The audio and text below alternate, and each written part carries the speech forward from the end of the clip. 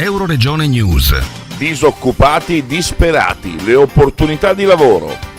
L'Istat dipinge l'Italia in peggioramento principalmente per la disoccupazione giovanile che ha superato il 40%, al di là delle catastrofiche politiche nazionali che fanno chiudere le aziende. Sindaco Fabio Marchetti, cosa può fare per aiutarli a entrare nel mondo del lavoro? Inserire delle persone giovani nel mondo del lavoro è un qualcosa di sicuramente nuovo per quanto riguarda il territorio italiano e che altri stati europei, penso alla Germania, già da decenni applicavano e attuavano, tant'è che hanno tassi di disoccupazione molto inferiori.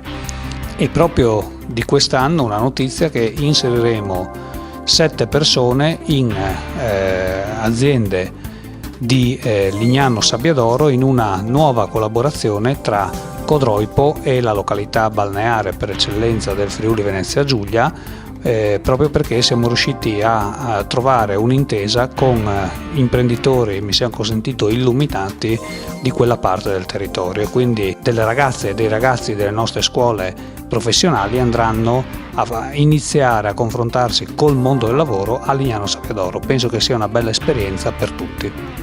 Dal Medio Friuli per Euroregione News, Marco Mascioli. I nostri servizi sono disponibili su internet all'indirizzo www.euroregionenews.eu.